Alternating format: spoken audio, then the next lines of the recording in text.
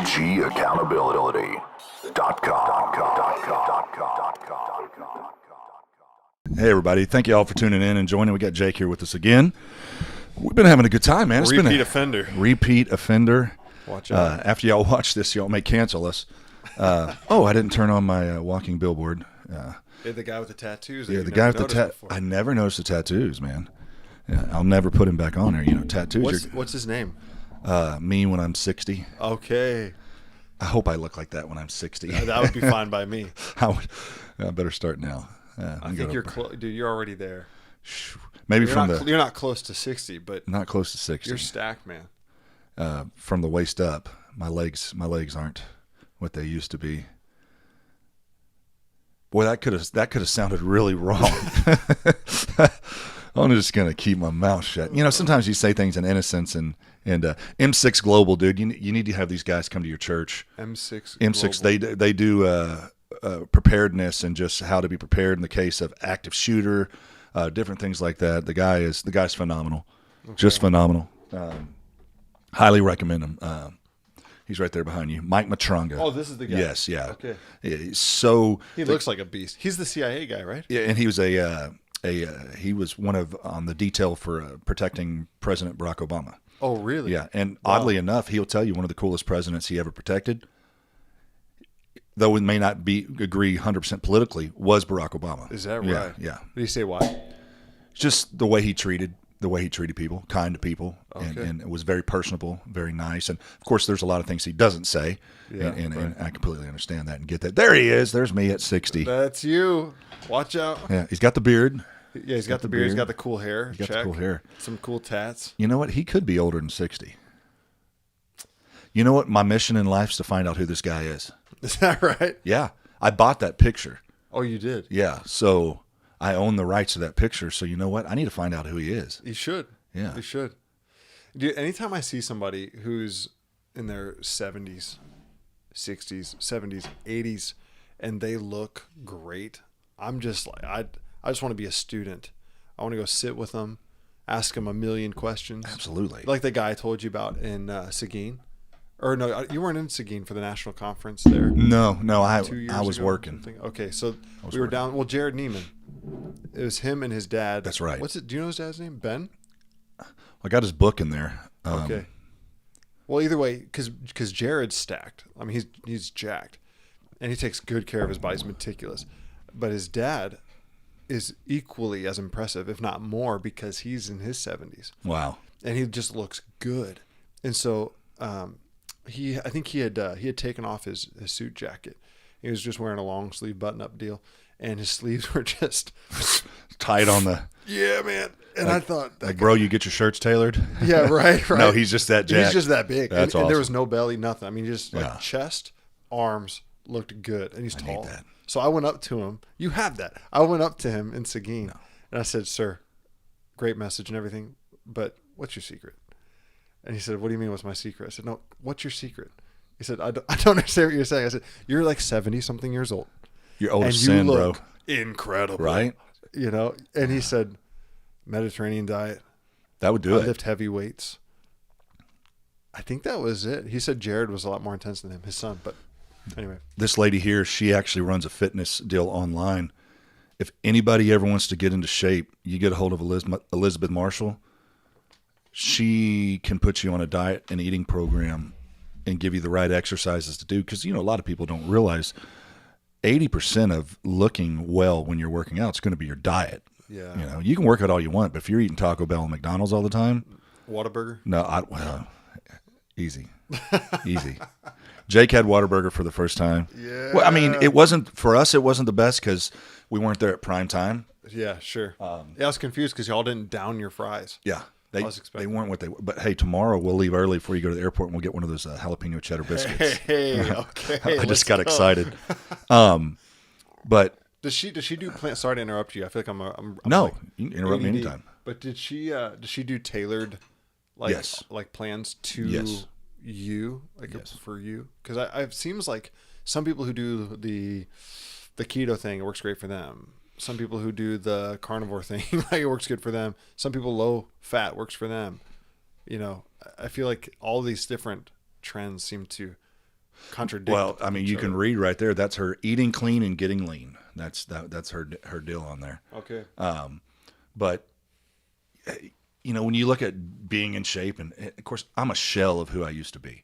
So people are like, man, you look great. That's scary. I don't feel like I look great. I feel like I'm like, I feel like a little runt. But that's just me. And I don't work out to look good for anybody. I do it for me. I do it because I want to feel good, and I want to be around. I want to be able to pick my grandkids up. And since I have a detrimental injury to my body, I want to make sure I take care of myself as long as I can. That being said, I still like Whataburger. Yeah. Last night I introduced him to Bluebell. Yeah, man, I've been getting the works, and I paid dearly for that Bluebell. Yeah, paid dearly. It was worth it. It was worth it, but I don't eat. Did that butter? What was it like? Gooey butter cake. Gooey butter cake. Golly, just saying that, I feel like I need to repent. It's that was amazing. I told Abby this morning. I said, I hope when I get home, I'm gonna see if maybe we could find some down in Florida. Probably can't. Hey, keep going, man. But I'm gonna see. I said you would have loved the gooey butter cake. What does gooey butter cake even mean? That doesn't even sound. I mean, like, it sounds good, but would you really want to eat a gooey butter cake? It doesn't sound like something you'd really want to eat. Why do you need to know my location when I'm just asking you a question? Google. You ready for this? I'm ready. Dr. Pepper float is now available in Florida. Bluebell Dr. Pepper float ice cream. Really? As of May 2023. So just recently. Really? So y'all got Bluebell there now. I guess we're going to get after it. Dr. Pepper root beer float, whatever. Here it is. Bluebell ice cream returns to Florida and South Georgia later this year. Okay. Man. Watch out now. That's what I'm talking about. There goes that waistline. All of it was good. Even your dad was talking about how the vanilla is just incredible. And I wasn't trying to sleep on it or anything, but I never go out of my way to get vanilla ice cream, personally. And then, but he's like, just try it. You try it. It's good. He was bold as a lion. I said, okay, I'll try the vanilla Bluebell. I'll listen to my elders. Yeah, I took one bite and I thought, I got it. So I got it. Later on, y'all have Bluebell, man. Yeah. Y'all just need Whataburger now. Yeah, that's right. My brother said it's in Vegas now. Yeah, I guess I don't really. The first time I heard Whataburger, I think, was from Patrick Mahomes. Yeah. First time he knows. Yeah. It's a Texas thing, man. Yeah. Texas thing. And then I thought it was Good Burger at first. Remember Good Burger? Welcome to Good Burger. Oh my God. Keenan Thompson and Cal Ripken Jr. I don't remember his name. Remember Keenan and Cal. Oh my God. Yeah, man. That's from the 90s. Yeah, that was gold. Wow. Yeah. It was Nickelodeon, wasn't it? It was Nickelodeon. Yeah. Welcome to Good Burger. Home with a Good Burger. Didn't they just come out with a sequel after all these years? I think you're right. I think they did. I'm probably not going to watch it. Yeah, I won't add it to my list, but I can appreciate it. I started the new Roadhouse with Conor McGregor and Jake from State Farm? Jake from State Farm. I made it about 6 minutes, and I'm like, I can't. Is that right? I can't. What is Roadhouse? Roadhouse was made popular back in either the late 80s or early 90s with Patrick Swayze and the guy who talks like this, Sam Elliott. Okay. Sam Elliott. They went to some town to be bouncers at some bar and had to beat up like all the bad people in the town so this bar could make it. Okay. It's got a huge cult following. Roadhouse is a huge movie. Okay. So they made a sequel that just came out, and I'm like, I saw it. Well, actually, our guitar player, the rhythm guitarist, told me about it. He's like, you got to give it a watch. I made it about 6 minutes. That wasn't a good endorsement. It could get better. It could get much better, but there's this one part. It's like the opening scene where one guy is about to fight like 5 guys, and he's like, do y'all have health insurance? And I'm like, oh my gosh. No. And after beating him up, he drives them to the hospital. And I'm like, I can't do this, man.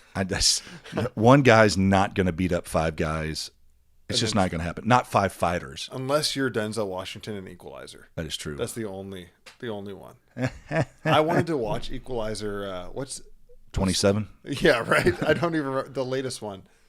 I was on an airplane flying back home, and in United they've got these like all the movies on there, like all the new ones and stuff, and I thought, well, maybe I'll watch a movie. So I started Equalizer because I love Denzel Washington. Who doesn't? And so I turned it on, and it was so violent. I don't know what's going on. As a kid, I probably would have loved it, but I can't watch it anymore. And plus, I'm thinking there might be kids by me, right? So I shut her down, and I settled with Shrek. Well, hey, that's a good Denzel to Shrek. Wow. Yeah. Who doesn't like Denzel Washington? Oh my gosh. Or He's Morgan amazing. Freeman. Yeah. Oh, for sure. That guy needs to narrate the Bible, dude. Yeah. Morgan Freeman has. Has he really? I think he has. That will be the day that I buy the Bible. Yeah, I'm almost positive. I don't remember the name of it, but I think they had some like A-list actors narrate it or something. I had growing up on CD, I had James Earl Jones recorded, Darth Vader. Yeah. He recorded the Bible. And that's back before they had AI. Okay. So he really that's Liz. She's wanting to record. She's like, I heard you. Yeah. What are you talking about me for? But he did it. And that's back when he actually had to read it. Okay. Now they just have to say certain keys and phrases, and then AI will do it for them. Yeah, that's so freaky. So weird. I need to fact check myself on the Morgan Freeman thing because I don't want to lead you Andy astray. Dufresne. Morgan Freeman. He needs to do it because isn't he in his 80s? Dude, whenever he goes, that's gonna be a sad day. He's a national treasure, man. He is a national treasure. Okay, maybe this is the story of God with Morgan Freeman. I don't know. I tell you, don't quote me on it. I really like Morgan. I don't even know why we're talking about this, but I don't know. Evidently, it's important. James Earl Jones. James Earl Jones. To read the King James Version. Yeah, that's fun. He's awesome, dude. That deep voice. Yeah. When I think of James Earl Jones, people think Darth Vader, not me. I think Field of Dreams. Oh, there you go. Yeah. Oh, they'll come. There you go. Yeah. They'll come from miles around. Like I still remember that as a kid. Yeah. I just don't know. I don't know why we're on this, but we were talking about doesn't that candle smell good? It smells awesome. That's called Cigar Bar. Cigar Bar. And they're made here locally by a lady that set up that farmer's market that we passed by. Yeah. And it's called Where are a million people at? Trim Yo Wicks. Okay. A lot of people don't know when you light a candle, every time you blow it out and you let it dry, you got to trim the wick. If not, it doesn't burn correctly. Oh. So it's called Trim Your Wicks. Am I saying that right? Light Yo Wicks. Light Your Wicks. Yeah. I kind of like Trim Your Wicks. We should be her competition. That's right. Yeah. New business born right now. There you go. Copyright. I used to not be a big candle person. And then a lady I dated who you've heard me talk about, every time I'd go someplace, I'd get her candle, and she'd always have candles lit. She rubbed off on me, man. My goodness. She let that femininity come into my... Maybe it was the testosterone problems with estrogen. Yeah, maybe that was it. It stuck with me. Who doesn't like affinity for candles? And I love Bath and Body Works now. Oh, yeah. So solid. The scent in your room, is that not manly? It's pretty great. Yeah, absolutely. It's not that I have a problem with being feminine, but I like manly scents. Yeah, for I sure. don't want to smell like a chick. For sure. Cigar bar. Hey, my wife has across the street from where she grew up. There's a gal that lives there that she really just took a liking to. So when she was young, she would just run across the street and go hang out with this lady. Anyway, she is like the Wisconsin Joanna Gaines. That's what I refer to her as. She's just so good at interior design. She's got great vision. So anytime we have something with our house, we'll text Desha. Nice. Like, Desha, any ideas here? Whatever. Anyway, so we bought our first home after my wife and I got married. And my wife wanted to do the air freshener thing. And I always thought you just go to Walmart and you get those little, I don't know, the generic, great value, plug in the wall, and whatever. No. And no. She's like, no, we're going to do Bath & Body Works. Those are the best. And I didn't really know anything about it. As a single guy, I've never frequented the Bath & Body Works. But she said, well, I'm going to text Desha and see what she thinks because her house always smells amazing. It's a really long story for no good reason. But Desha said, get masculine scents. Yes. And immediately, I didn't know Desha, but I thought, I like Desha. This is cool. awesome. What an awesome name. Yeah, right? Desha. Yeah, yep. Yeah, Desha, she's super cool. I knew a Doja, but I've never known a Desha. Oh, man. A Doja and a Desha? Yeah. Man, I'm going to have to go with Desha. I like Desha better. Yeah, no offense, Doja. She's single? Desha? Yeah. No. Dang. I know, man. Dang it. I already emailed her. How do you unsend an email? I'm kidding. Hit unsend. Oh, man. They're letting you do that now. After you hit send, you get like 5 seconds. Well, my problem is if I don't have my glasses on and I'm driving and like I need to message somebody, I'll be at a stoplight and I'll text. Man, I've texted the wrong people stuff. Yeah. and I get a text back like, huh? And I'll be finally at home and I'm like, oh, I text the wrong person. I do that. If I don't have my glasses on, it comes with age and wisdom. The smarter you get, your brain pulls all that wisdom and it pulls all the keratin out of your eyes and everything that's important, and it goes to your brain. So the smarter you get, the worse your eyesight gets. Suffer? Ray Charles was a genius. Oh, my Lord. Genius. Stevie Wonder, genius. Well, think about it. They're blind and they're musical savants. It's true. I mean, that's unreal. It's really true. And as a musician, you get it. Yeah. I mean, those guys are unreal. Unbelievable. It's insane. Insane. But we were talking earlier about younger self and like, we're at an age now where things change, and if you could look back and give advice, that's the great thing. If people will receive it, I wish I would have listened to older people's advice when I was younger. It would have saved me a lot of heartache in some areas. Man. But some things you got to learn the hard way. Sometimes you need those scars. Sometimes you need that butt kicked, and that's the only way you learn. Yes. But if you go back and like, there's 16-year-old Jake. And here you are, basically 16 years later. Like, what's something you would like, and not like the generic answer, but start a savings account. Yeah, well, exactly. Actually, that's not a bad idea. It's not a bad idea. It's a good idea. Start now, save now, and I will say this because there's going to be some people out there who've gone through what I through. You can save your whole life and have it taken away in one day. Oh, for sure. One day, everything gone. It's the truth, and that's a hard pill to swallow, and it will make you look at things differently. But I wish I would have known that back then. Yes.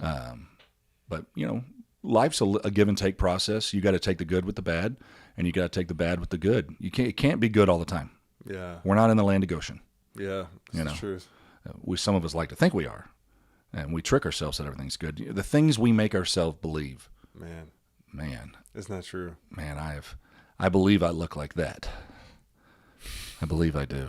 But you can just speak that into existence, and you can. Careful, brother. You can just the tongue.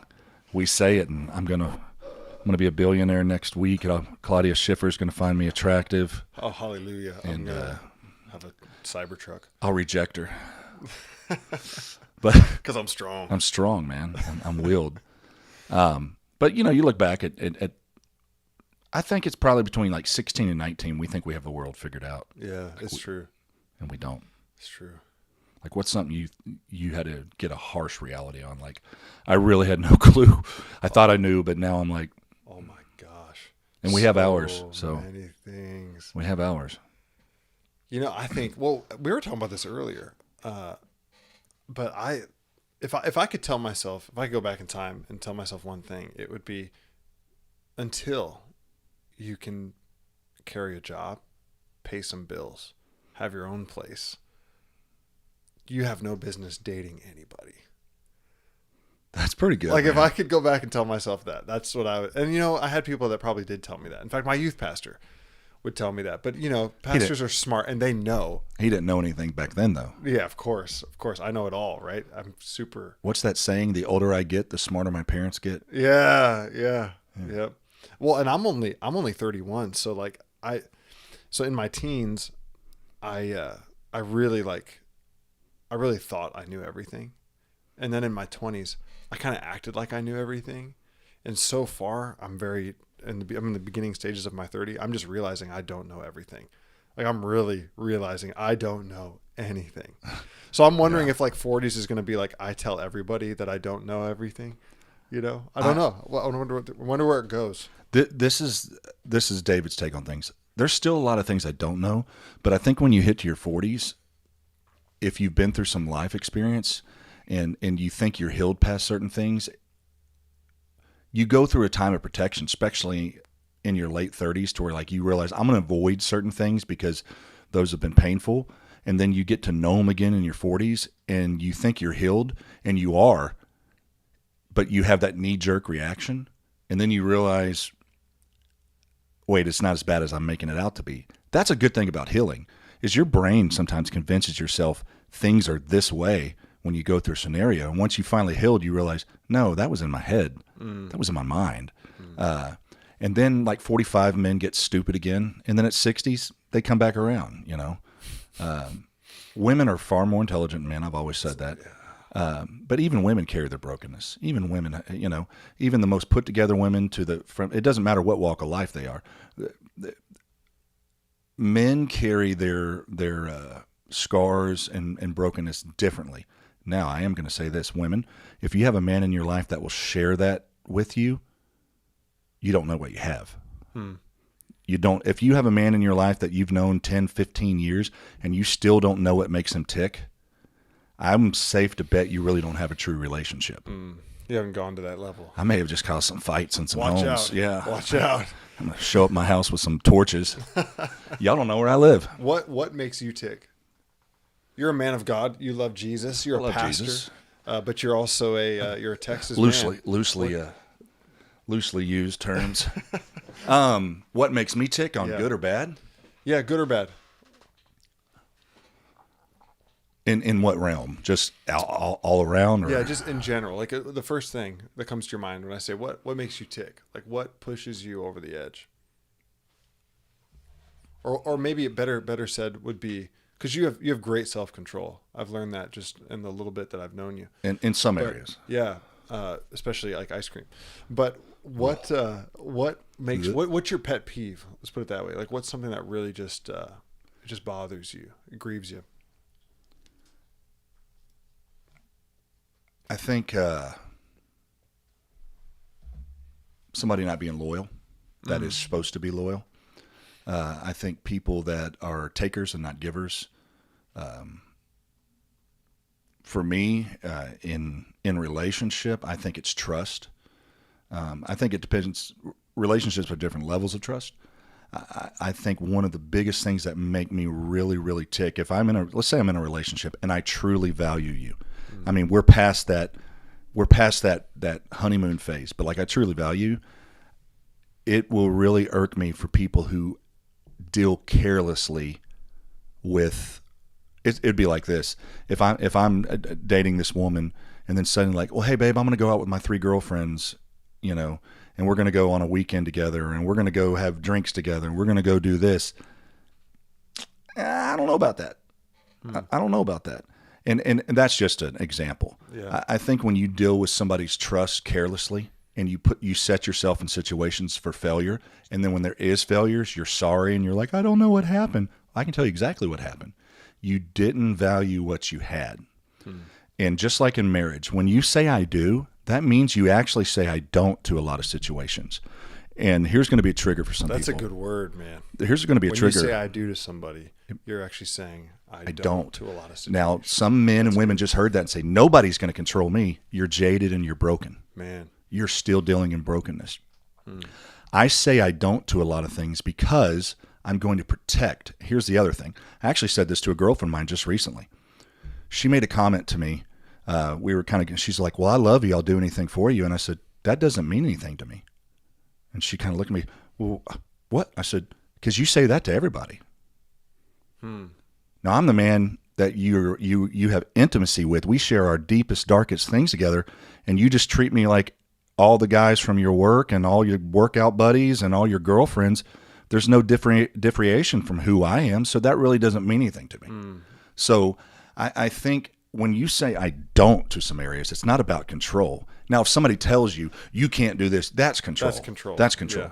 But when I say I do, that just means in a lot of areas, hey, we're going to go do this. Yeah, I'm not going to be able to do that. Y'all go ahead without me. I don't have to give a reason. Yeah. But when we get our age, we know where failures lie. We don't have to be silly with each other.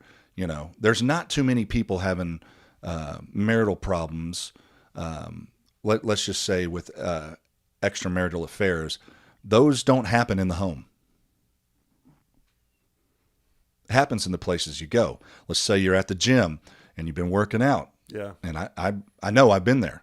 Yeah. And suddenly somebody's like, hey, we ought to go get lunch together.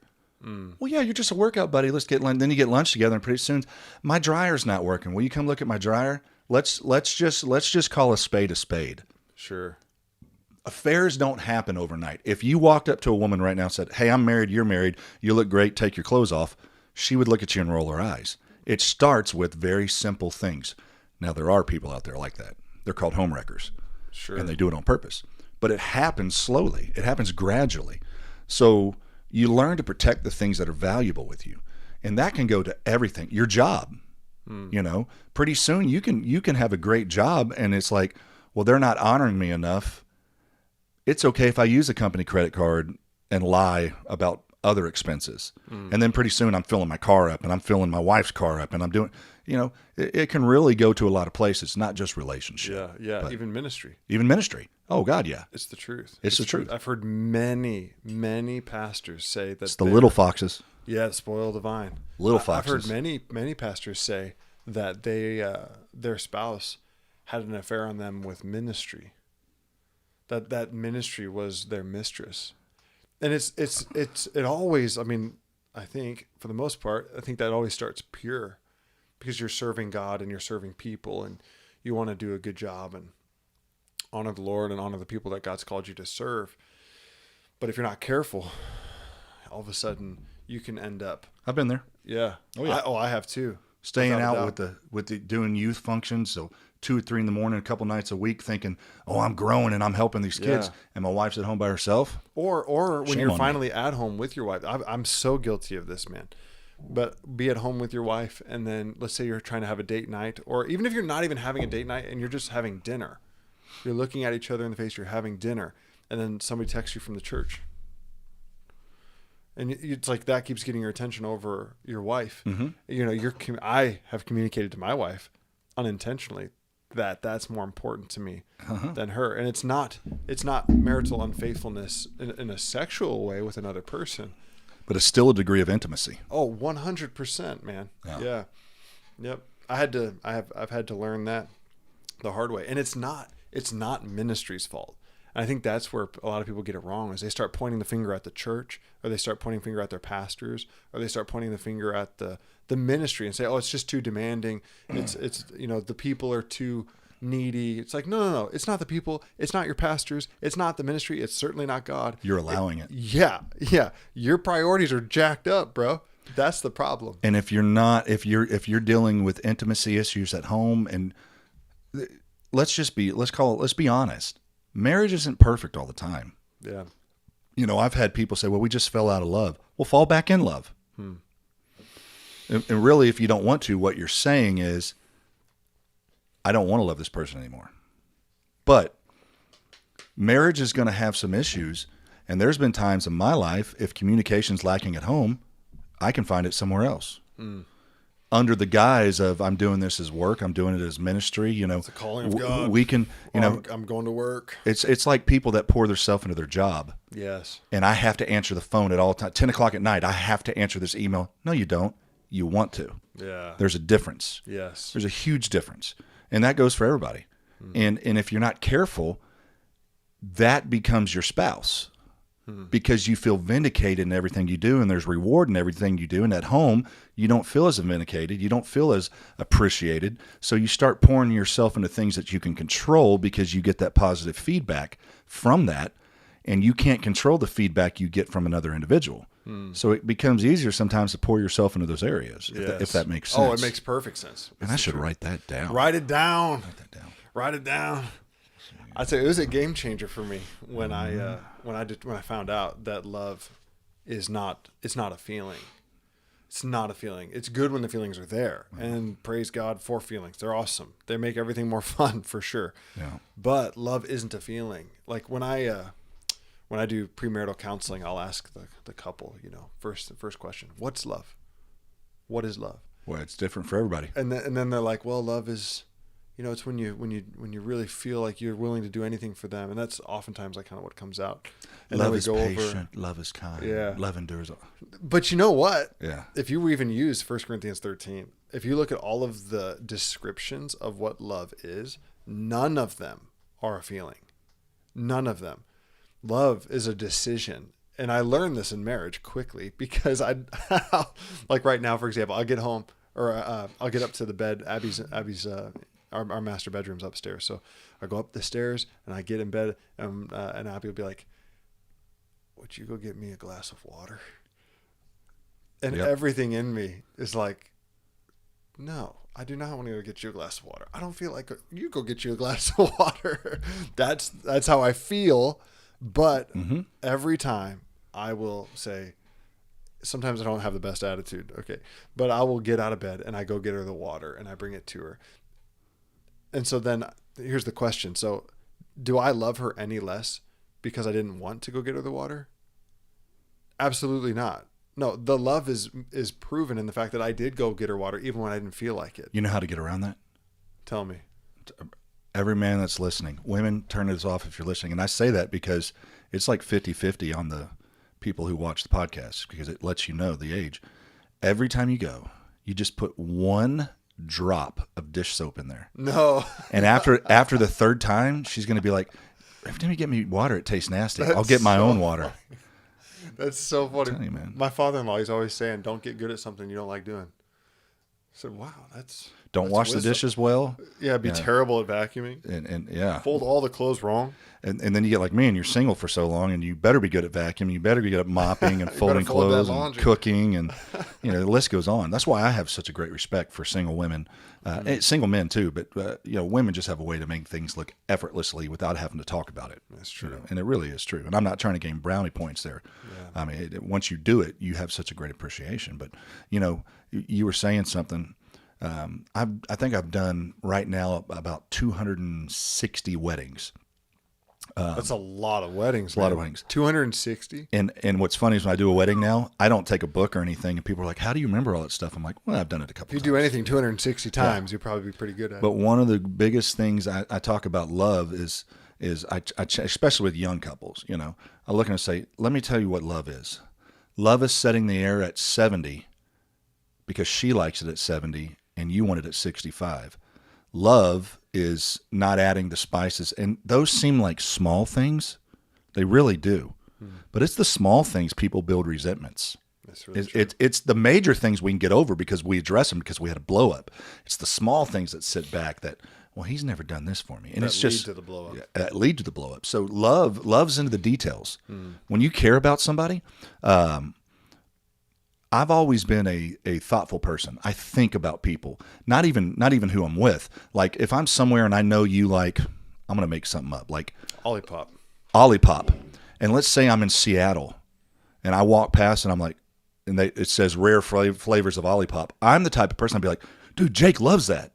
I'll buy like 3 of them and bring them back to you. Man. That's just the type of person I am. And I'm like that in a relationship. I've done things for women I've been in relationships when they're like, I can't believe you did that. And I'm like, but you said you liked it. And they're like, yeah, but I didn't expect you to remember it. And it's not because I'm a great person, but I do realize that caring for somebody is into the small details.